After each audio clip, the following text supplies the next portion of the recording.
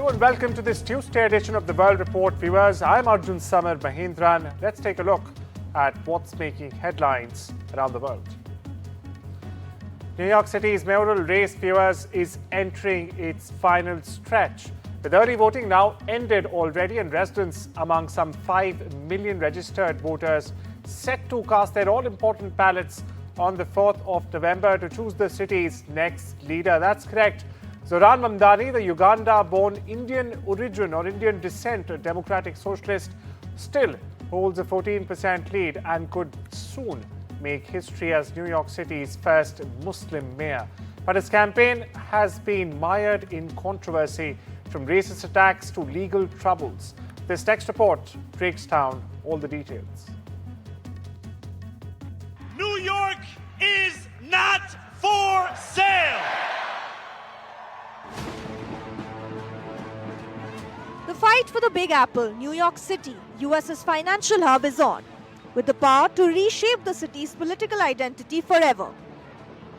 On November 4th, Americans could make history, handing power to a Democratic Socialist Muslim mayor for the first time. Zohran Mamdani, the 34-year-old Uganda-born state assemblyman, son of a renowned Indian filmmaker Meera Nair, is at the center of this historic race. One filled with racist attacks, controversy, and bigotry.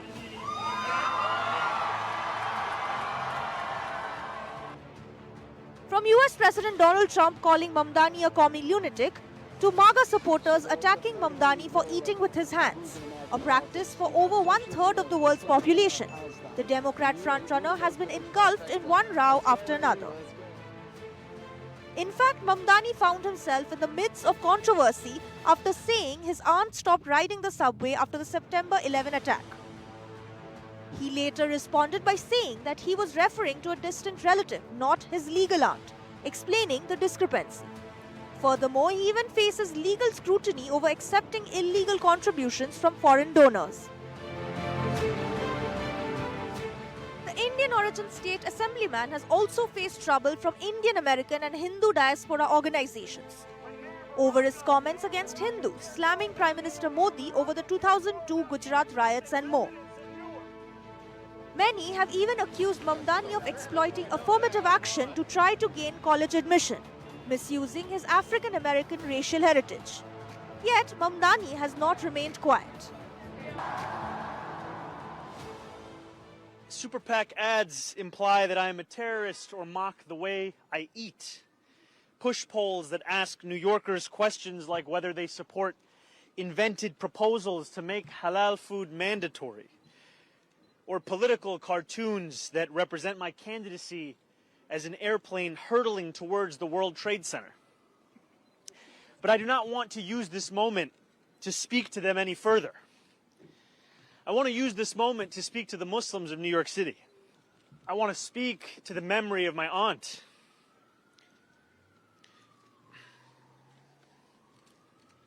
who stopped taking the subway after September 11th because she did not feel safe in her hijab.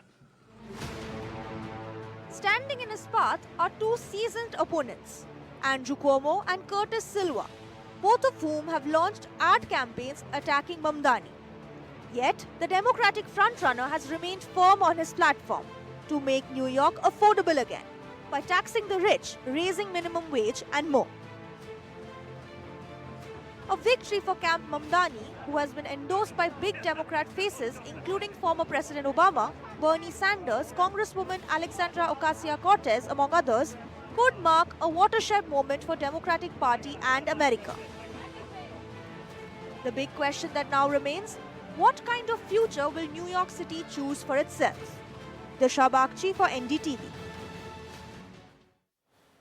Oh, in the UK, viewers, the sole survivor of a plane crash that killed 260 people said he still cannot explain what had happened, adding the ordeal, including losing his younger brother in the accident, had in fact left him mentally broken and housebound. Ramesh had been on board the infamous Air India Boeing 787 Dreamliner bound for London, which crashed in the northwestern city of Ahmedabad in India on the 12th of June, killing 260 people, including 19 on the ground. in one of India's first aviation disasters, needless to say. Now, he was the sole survivor, viewers. In an interview with Sky News, Vishwakumar Ramesh has said that the loss of his brother Ajay had in fact also impacted him deeply. Listen in. What happened? When did you first realise something was wrong? It's quite difficult to explain myself. Do you remember it? It's very hard. You must not want to remember it, right? Do you try not to remember it?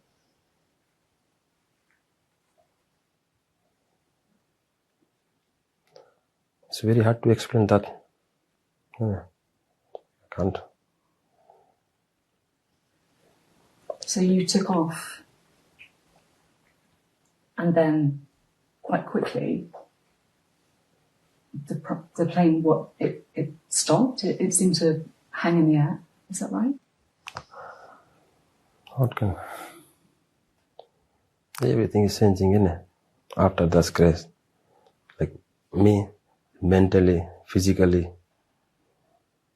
Also my family, Yeah. whole family broke down. How's it been for your family? All broke down instantly. I'm so sorry that you didn't ask for this. You were the victim. And it's had this impact on you and the people you love.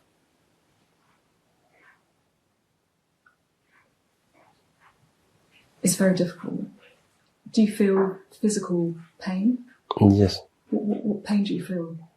My knee, shoulder, my back, and some burning in left arm. But still pain in my body. Do you leave the house? Do you go out? Do you do things?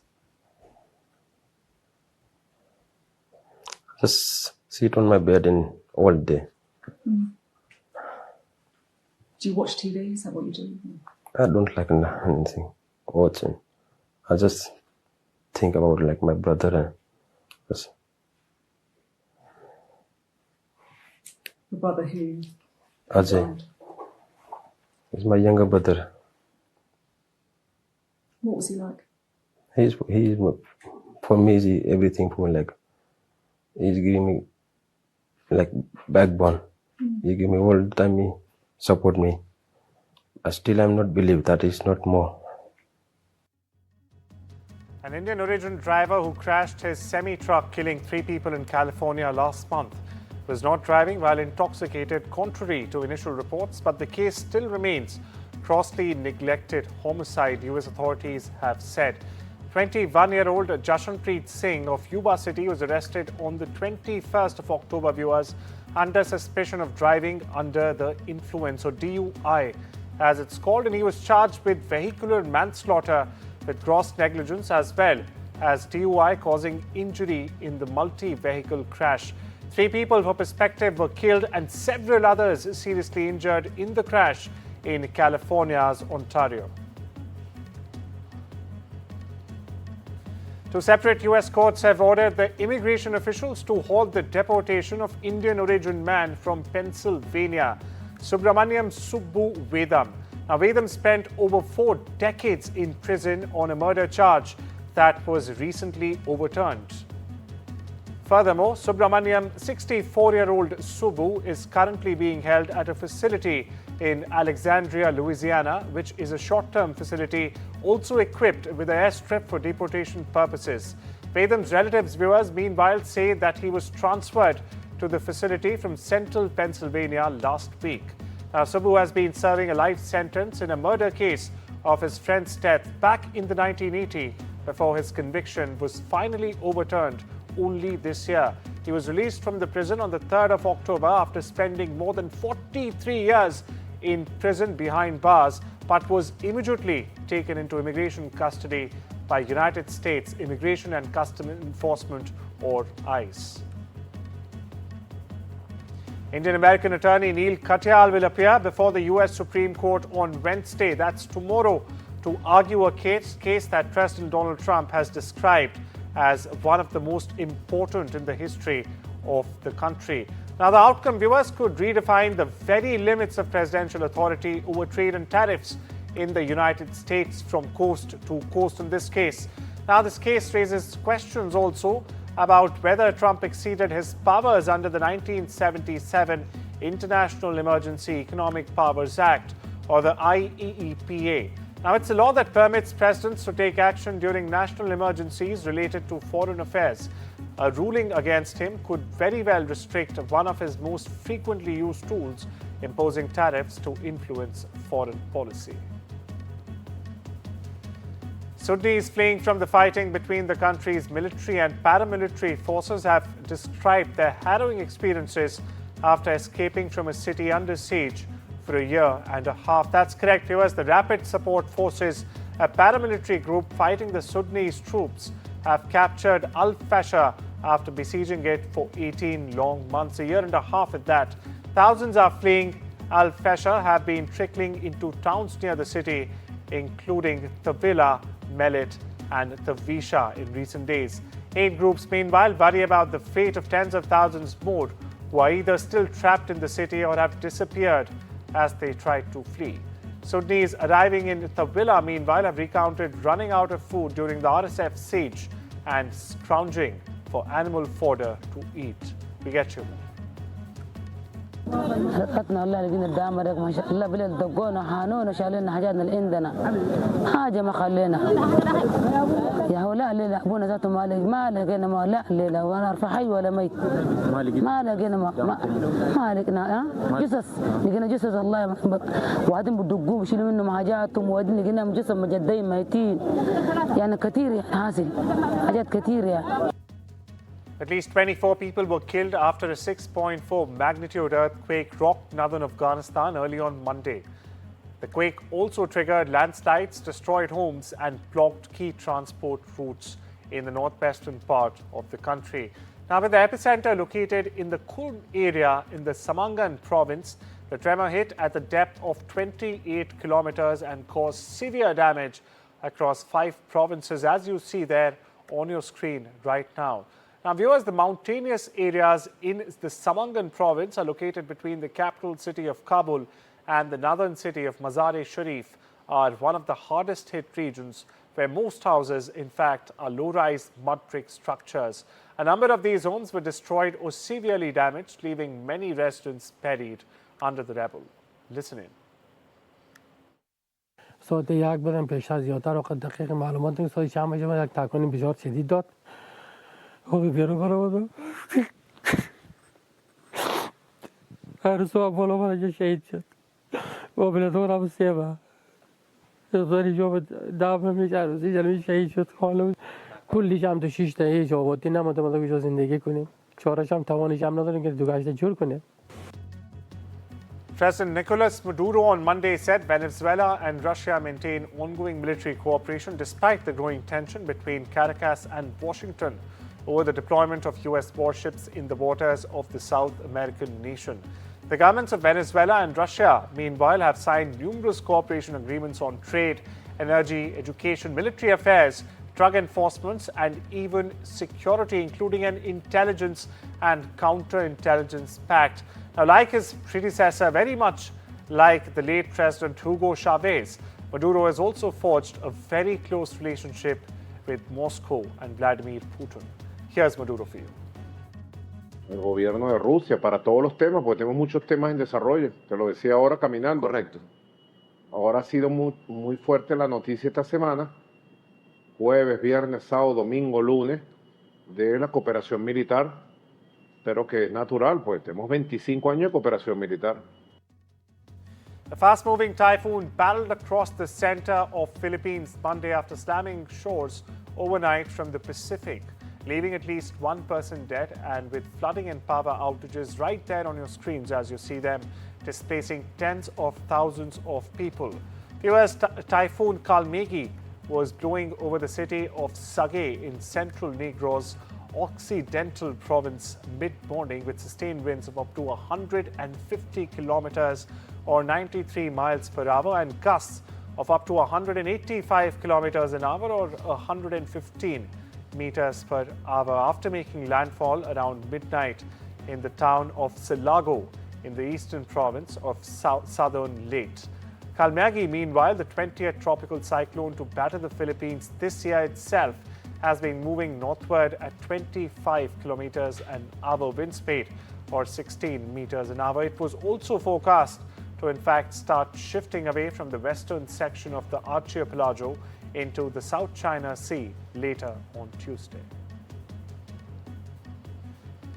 Stay with the region where US Secretary of Defense Pete Hegseth shook hands with his Korean counterpart in Seoul on Tuesday before an annual security cooperation meeting. Now, the pair is expected to discuss and coordinate on key military policies, also including nuclear-powered submarines, the transfer of wartime operational control and defense spending.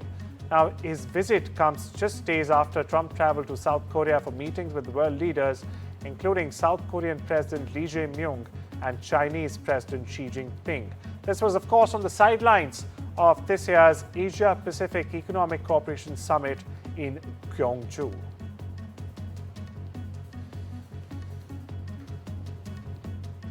And viewers, shortly before world leaders gathered for the Gyeongju Apex Summit, I personally was there in the ancient Shilla Kingdom city, capturing the city's blend of ancient heritage and global diplomacy.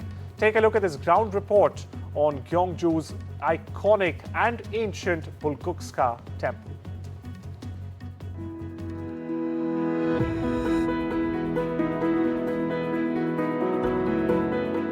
South Korea's ancient capital of Gyeongju, nestled between forested hills, Bulguksa Temple rises like a memory carved in stone.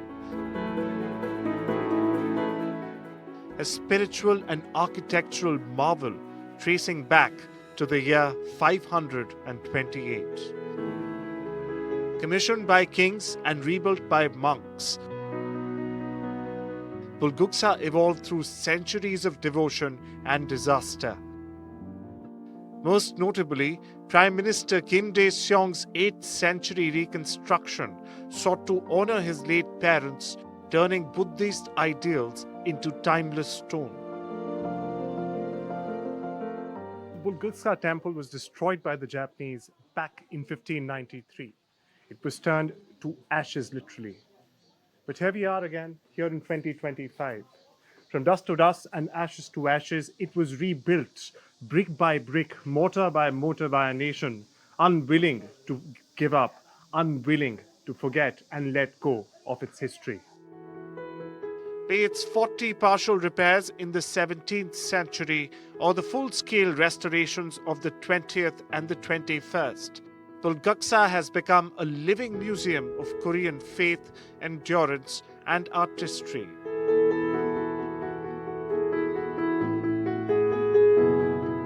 Really like it. Like yesterday, we spent all day in the town and we went to the palace. There were so many tourists, and coming here is like very peaceful, and we enjoying so far. About 1,000 years ago, during about 1,000 years.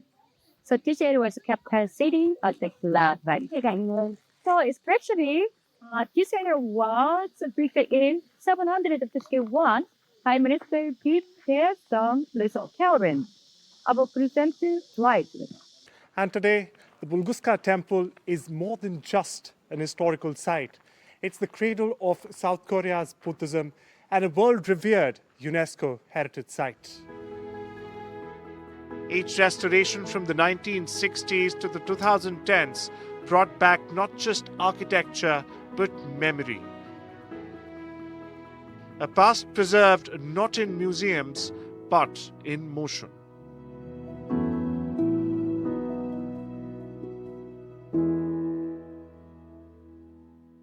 From the world of business, where Starbucks is selling a 60% stake in its China operations to Buyu Capital in a whopping $4 billion deal. That's correct. Now, under this new agreement, the coffee giant will retain a 40% share and also continue to own the Starbucks brand even inside China. The company first entered the Chinese market back in 1999, which has since grown to becoming its second largest market, only after the United States. However, Starbucks has struggled to keep pace in recent years as local rivals like Luckin Coffee are surging in popularity.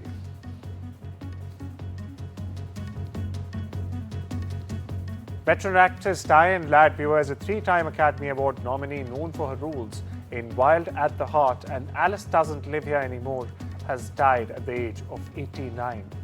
Her daughter Laura Dern confirmed her passing on Monday, saying her mother died peacefully at their California home with Laura by her side. Ladd's career, viewers, spanned more than 6 long decades, earning acclaim on stage and screen alike. A breakout role, meanwhile, came in Martin Scorsese's iconic Alice Doesn't Live Here Anymore, which also earned her first Oscar nomination. Rapper A$AP Rocky was celebrated for his electric style Monday night as the Council of Fashion Designers of America gave him the Icon Award at its annual awards ceremony in downtown New York. Julianne Moore, Leslie Bibb, Michelle Williams and Rocky's wife Rihanna were also among the fashion and Hollywood celebrities who walked the white carpet at the Museum of Natural History. Now, Rocky was honored for his creative approach to fashion, often combining luxury brands with streetwear and sometimes blurring traditional gender lines with his choices as well. Now, the Grammy-nominated rapper has dabbled in fashion, collaborating with designers on clothing and even shoe lines. He says his approach to fashion is organic and based on how he feels. We leave you with this bite from A$AP Rocky. Take care and have a lovely day. I think that I approach everything with an organic kind of like feel. Most of the time my outfits choose me. Getting dressed every day is all based upon like the feeling. Fashion is a sense, and my fashion sense, it really kind of like, I guess it depends on just how I'm feeling that day. It's really contingent on how you feel. And I think, for me at least, I like to express myself with my clothes or my wardrobe. And if I'm feeling like blue, I might wear something that is just like, if I'm feeling cozy, I might wear sweatpants and jeans.